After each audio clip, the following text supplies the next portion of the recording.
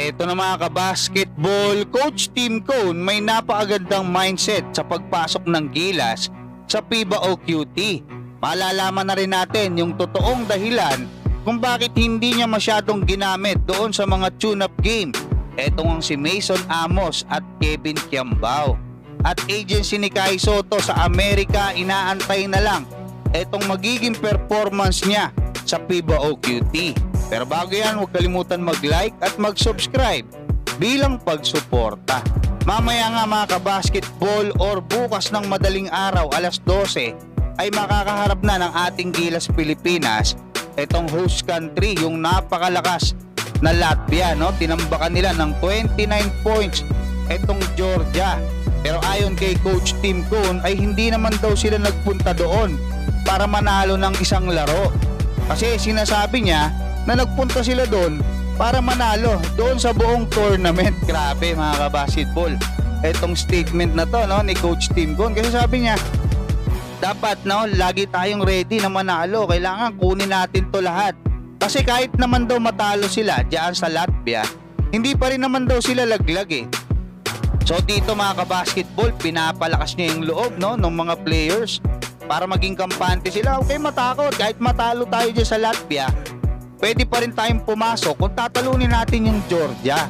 At the same time, pwede ring isipin pag napanood to ng taga Latvia, no, na magtitira itong si Coach Tim Cone or hindi niya na ito todo dito nga sa laban nila sa Latvia, yung puwersa ng Gilas Pilipinas. Pwede niyang isipin yon mga kabasketball.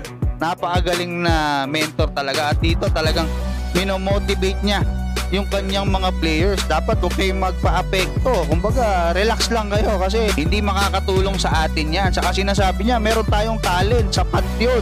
So napakaganda nun mga kabasketball para sa pananaw ko, no?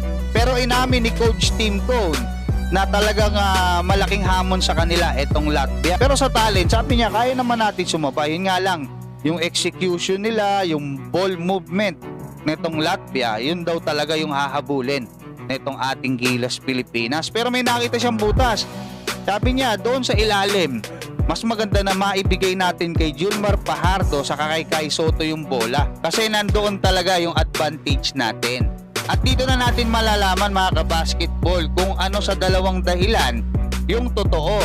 Kung bakit hindi masyadong pinaglaro ni Coach Tim Cone dito nga sa mga tune-up games kontra sa Poland at Turkey.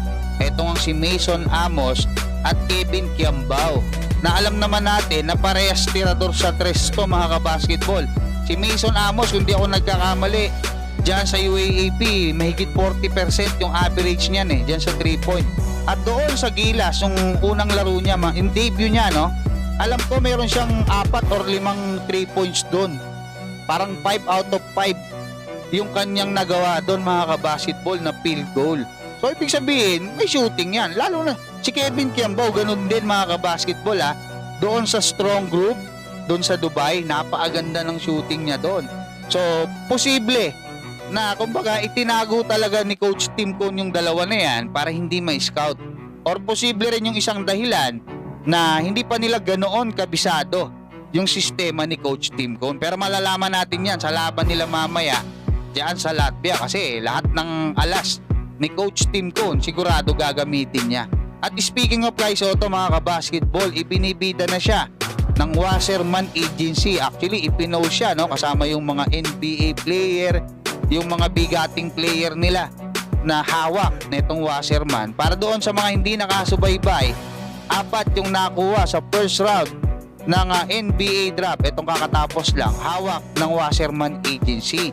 Tapos sa second round meron silang isa, yung sa 77-footer din, no, na si Ariel Hook 40, yung nakasama ni Kai dyan sa NBL Australia. At itong nakaraan lang, 4 yung players nila na hawak ang nabigyan nila ng 2-way contract sa iba't ibang mga kupunan dyan nga sa NBA. At inaantabayanan na lang nila ito nga magiging performance nitong ating pambatong si Kai Sotto dito nga sa FIBA OQT. Kasi medyo komplikado mga kabasketball, pwedeng ganito, pwedeng ganon. Yun yung paliwanag sa atin ng mga nakakausap nating source. Pero siguro sa mga susunod na pagkakataon natin ipapaliwanag, focus muna tayo sa pagsuporta dito sa ating Gilas Pilipinas. Hanggang dyan mga kabasketball, maraming salamat. Good luck Gilas at God bless sa inyong lahat.